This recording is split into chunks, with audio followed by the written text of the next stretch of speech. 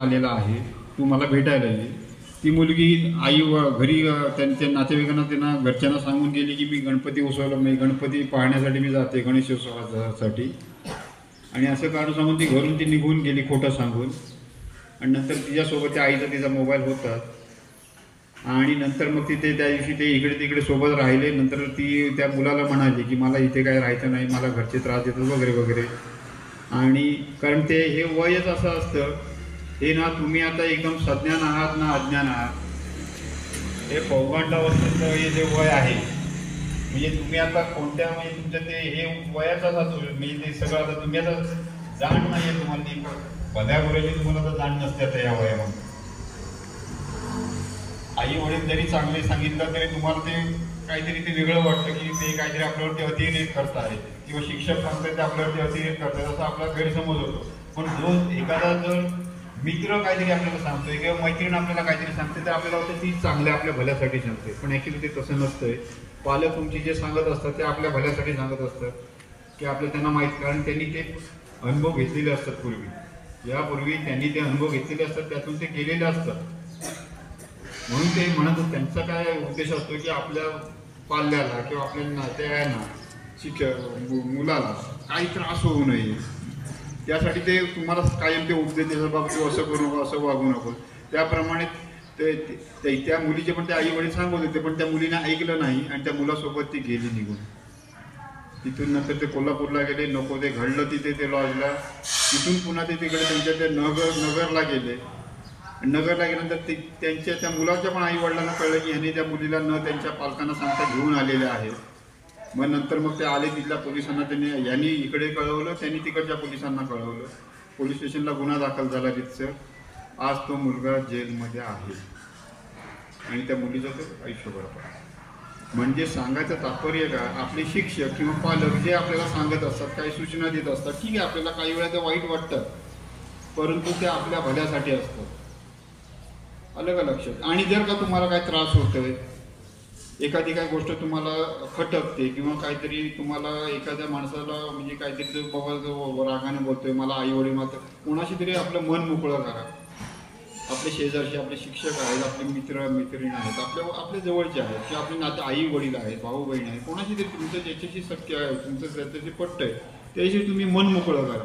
पण त्या त्रयस्थ माणसावरती अजिबात विश्वास ठेवू नका आणि मोबाईलवरती तर अजिबात नाही. हे सर्व तुम्हाला आकर्षण आहे. आकर्षण म्हणजे त्याच्यातून मोबाईलमधून जे काही येणारे आहेत, काही त्यातल्या चांगल्या पण गोष्टी आहेत, चांगल्यापेक्षा जास्त वाईटच गोष्टी आहेत मोबाईलमध्ये. त्यामुळे मोबाईलचा वापर अतिरेक करू नका.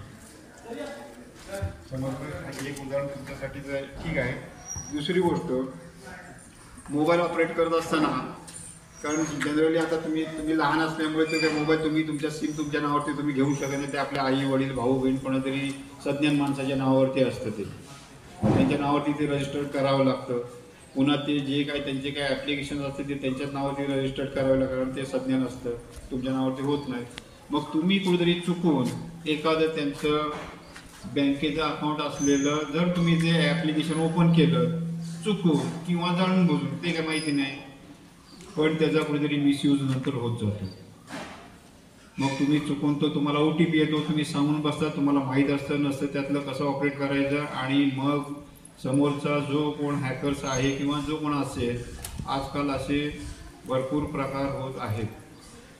तेव्हा तुम्ही मुलांनी सुद्धा आणि मोठ्या आपले जे कोण सज्ञान मंडळी आहे, शिक्षक मंडळी किंवा आपले आता हे जे मित्र आहेत आमचे विद्यार्थी मित्र, त्यांनी पण लक्षात ठेवा, आपला OTP किंवा आपली पर्सनल माहिती समोरच्याला जो पण आपण तो आपल्या जर ओळखीचा नसेल, नाही सॉरी तो म्हटला जरी मी बँकेतून बोलतोय, नाही मी कोणत्या बँकेतून, त्याला विचारायचं तू कोणत्या बँकेतून बोलतोस मला सांग, मी तुझ्या बँकेत येऊन मी तुला भेटतो, तिथं मी माझी माहिती देईन आणि तोपर्यंत देणार नाही.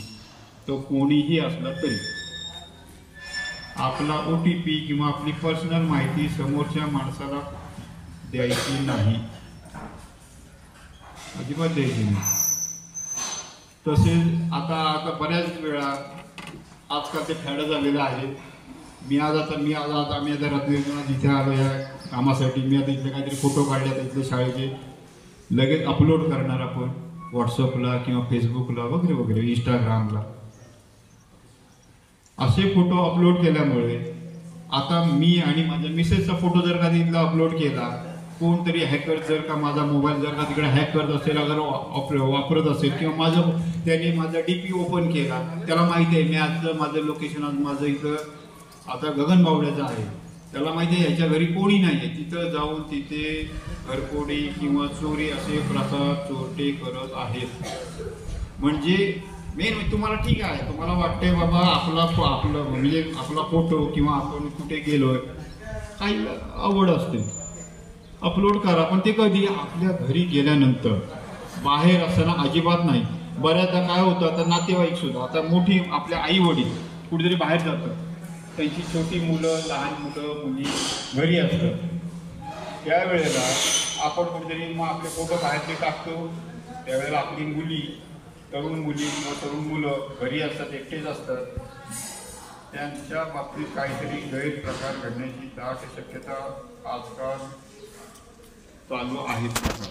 गुन्ह्याचे प्रकार होत आहेत. त्यामुळे तुम्हाला फोटो अपलोड करायचं अवश्य करा, पण ते कधी करा, आपण त्याच्या पुन्हा आपल्या घरी गेल्यानंतर, बाहेर असताना अजिबात अपलोड करायचे नाही. त्यामुळे तुमची व्हिजिबिलिटी किंवा तुमचे लोकेशन त्या समोरच्या गुन्हेगारांना कळतं की बाबा आता हे सध्या त्यांच्या राहत्या ठिकाणी नाही. असे अनेक प्रकार आपण त्यांना संधी आणून देत असतो चोरट्यांना. लक्षात. दुसरी गोष्ट, आता बऱ्याचदा आता आम्ही असे प्रकार पाहतो आहोत.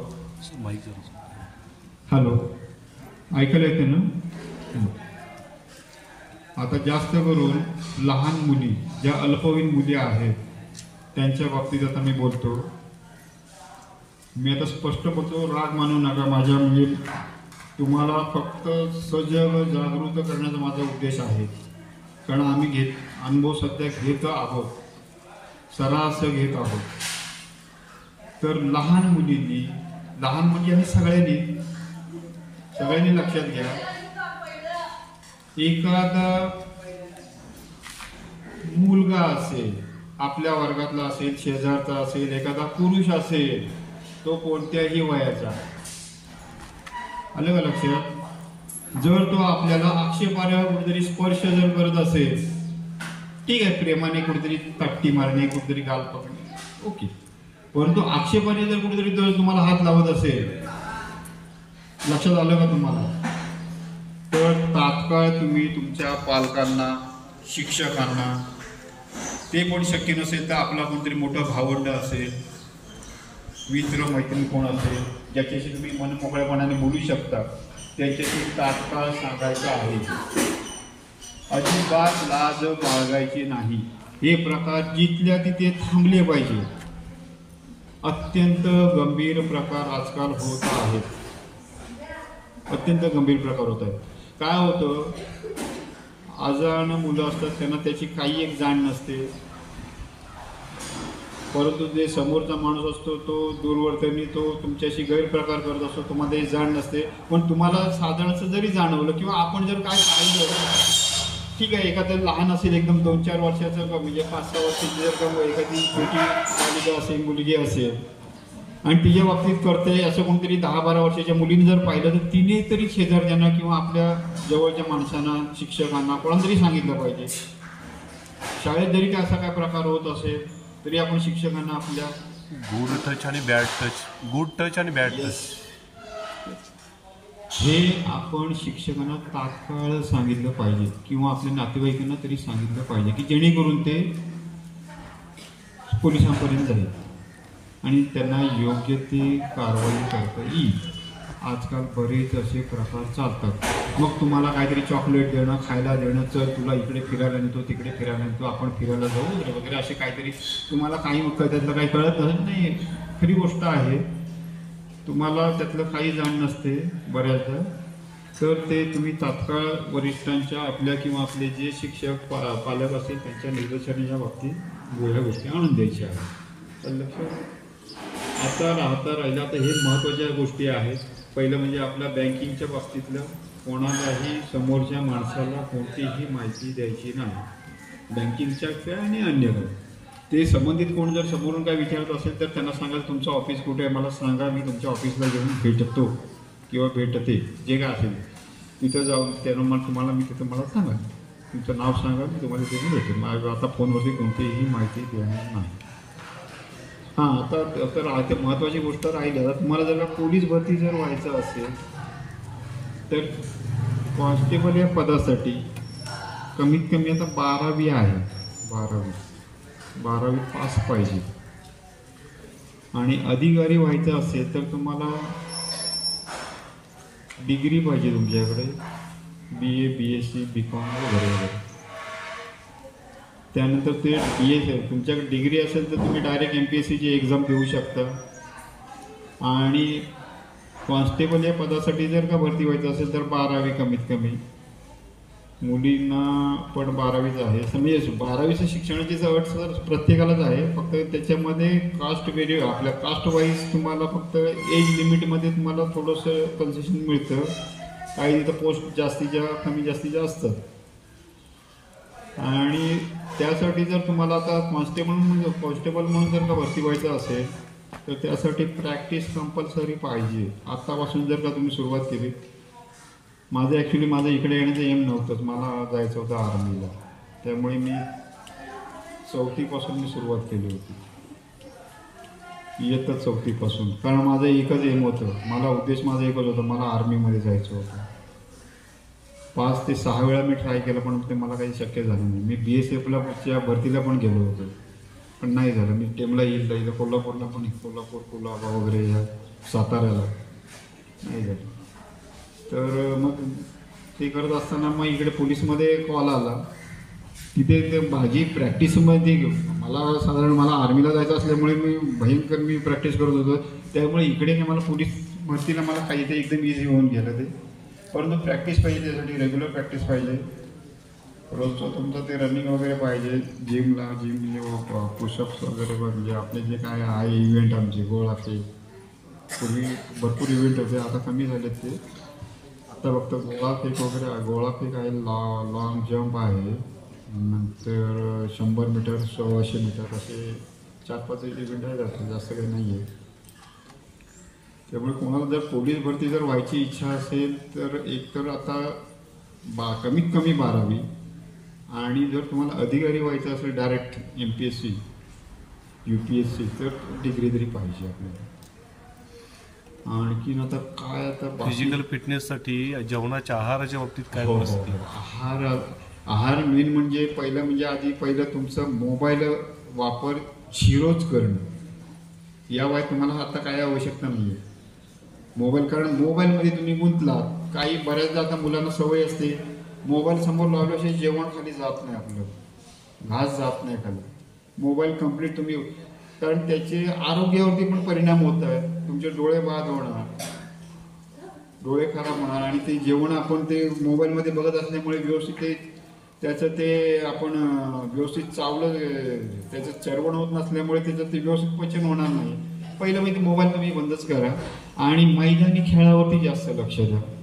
मैदानी खेळ खेळल्यामुळे ॲटोमॅटिक तुम्हाला ती भूक लागणार आहे, खूप आणि तुमचं काय म्हणजे आपण आता असं म्हणू शकत नाही की डाएट मला हाच पाहिजे तोच पाहिजे. जे काय घरी आपल्याला जे उपलब्ध आहे, आपण काय आता सगळेच काय आपण काय तेवढे हे नाही. ज्याला पॉसिबल आहे त्याने ठीक आहे खुराक घेतला पाहिजे. परंतु ज्याला पॉसिबल नसेल पण जे काय आपल्या घरी उपलब्ध आहे ते भरपूर खाल्लं पाहिजे.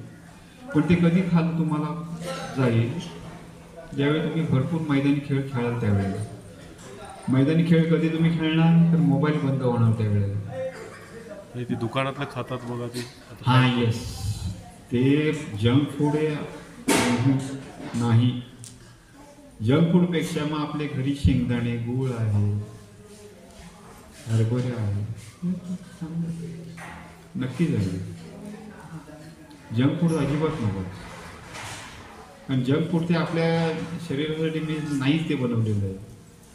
ते फक्त तुम्हाला चटपटीत काहीतरी तुमची ते भूक जाण्यासाठी जर नाही उपयोग आहे, त्यापेक्षा मग आपल्या घरचं जे असेल ते आपण भरपेट खाणे. ठीक आहे. आणखीन काय कोणाला काय विचारायचं असेल? काय विचारायचं तुम्हाला आणि कुणाला?